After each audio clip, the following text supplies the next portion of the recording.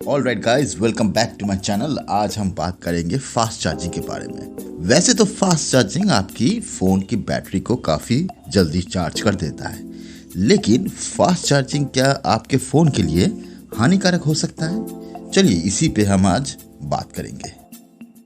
Fast charging समझने के लिए पहले आपको बेसिक चार्जिंग समझना पड़ेगा। बेसिक चार्जिंग में क्या होता है कि एक बैटरी के अंदर दो नोड रहते हैं, एक नेगेटिव नोड, एक पॉजिटिव नोड। अब जो सारे इलेक्ट्रॉन्स है वो नेगेटिव नोड्स में ज़्यादा रहते हैं as compared to positive nodes, क्योंकि हम लोग जानते हैं कि ऑपोजिट अट्रैक्ट्स, इसीलिए वो नेगेटिव नोड्स की जो इलेक्ट्रॉन्स है वो धीरे धीरे पॉजिटिव नोड की तरफ आकर्षित होता है। अब जब ये इलेक्ट्रॉन धीरे धीरे पॉजिटिव नोड की तरफ बढ़ता है, उसके बीच में अगर कोई कंपोनेंट्स आता है तो ऑटोमेटिकली वो उस कंपोनेंट को पावर सप्लाई करता है। और इसी तरह हमारे मोबाइल के अंदर पावर सप्लाई आती है बैटरी के थ्रू।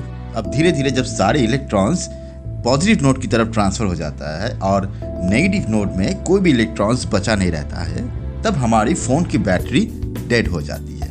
अब जब हम चार्जर लगाते हैं, अब चार्जिंग में क्या होता है, यही प्रोसेस रिवर्स होता है। अब पॉजिटिव नोड से धीरे धीरे सारे इलेक्ट्रॉन्स नेगेटिव नोड की तरफ आ जाते हैं। जब सारे इलेक्ट्रॉन्स नेगेटिव नोड की तरफ आ जाते हैं, तभी हमारे फ़ोन की बैटरी में 100% यानी फुल चार्ज हो जाती है। फास्ट चार्जिंग सुनने में जितना आसान लग रहा है, एक्चुअली वैसा नहीं है, इससे थोड़ा जटिल है।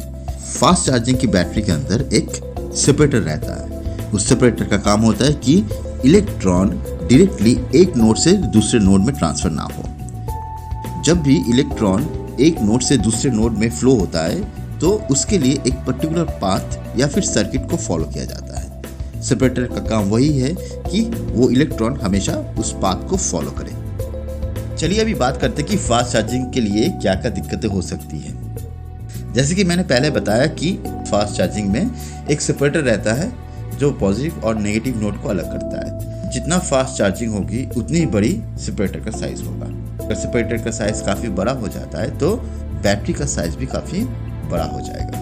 अगर बैटरी का साइज बड़ा हो जाएगा तो ऑटोमेटिकली आपकी फ़ोन के अंदर काफ़ी स्पेस की ज़रूरत होगी। अगर फ़ोन के अंदर काफ़ी स्पेस की ज़रूरत होगी तो फ़ोन का साइज बढ़ जाता है, फ़ोन काफ़ी हेवी हो जाता है और फ़ोन हैंडलिंग कभी कभी अनकंफर्टेबल भी हो जाता है। अब दूसरी और सबसे बड़ी प्रॉब्लम जो है वो है ओवर हीटिंग। जब भी इलेक्ट्रॉन एक नोड से दूसरे नोड में ट्रांसफ़र होता है तभी काफ़ी हीट जनरेट होता है। अब जितना फास्ट चार्जिंग होगी उतनी फास्ट इलेक्ट्रॉन मूव करेगा, और जितना फास्ट इलेक्ट्रॉन मूव करेगा उतनी ही ज़्यादा हीट जनरेट होगी। यानी फास्ट चार्जिंग में बैटरी के अंदर काफ़ी हीट जनरेट होती है, और हीट आपके मोबाइल की बैटरी के लिए काफ़ी हानिकारक हो सकता है।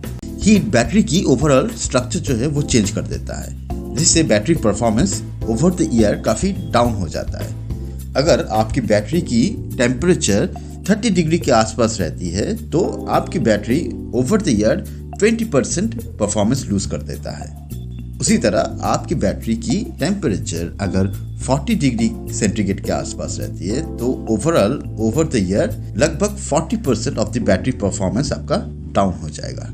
अगर आपके फ़ोन की बैटरी को ठीक ठाक रखना है वाइल चार्जिंग, आप फ़ोन में कोई काम ना करें। अगर चार्जिंग के वक्त अगर कोई काम करते हो तो बैटरी के ऊपर काफ़ी दबाव पड़ता है उसके लिए।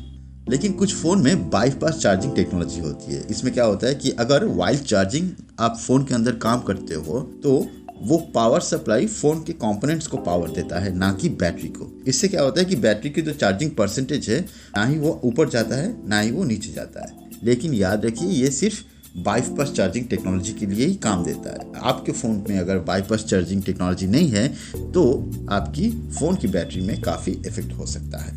Asus ROG 3 एक ऐसा फ़ोन है जो बाईपास चार्जिंग टेक्नोलॉजी को सपोर्ट करता है। कभी कभी कुछ ऐसे सवाल उठते हैं कि आपको वायरलेस चार्जर या फिर वायर्ड चार्जर यूज़ करना चाहिए। इसमें कोई अभी ज़्यादा क्लैरिफिकेशन है नहीं। हाँ, लेकिन वायरलेस चार्जर आपके फ़ोन में ज़्यादा हीट जनरेट करता है as compared to wired charge. Battery के अंदर दो इम्बैलेंस स्टेट होते हैं, एक 100%, एक 0%।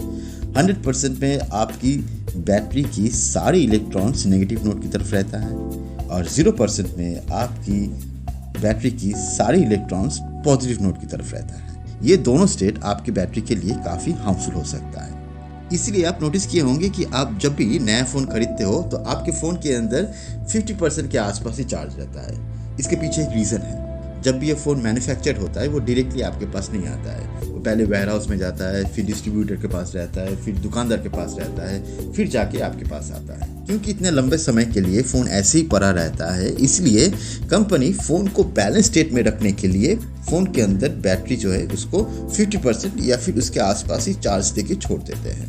बैटरी चाहे जितना भी अच्छा हो, उसमें डिमिनिशिंग फैक्टर हमेशा काम करता है, यानी आपकी बैटरी की जो परफॉर्मेंस है वो 2 साल के बाद ऑटोमेटिकली उसकी परफॉर्मेंस डाउन हो जाएगी। सो कोशिश कीजिए कि आपके फ़ोन और फ़ोन की बैटरी को सही तरह से इस्तेमाल करें। वाइल चार्जिंग आपके फ़ोन के अंदर कोशिश ना करें किसी तरह के काम करने के लिए। आई होप ये वीडियो आपको इन्फॉर्मेटिव लगा। वीडियो को अगर अच्छा लगा तो लाइक कीजिए और चैनल को ज़रूर सब्सक्राइब कीजिए। Thank you.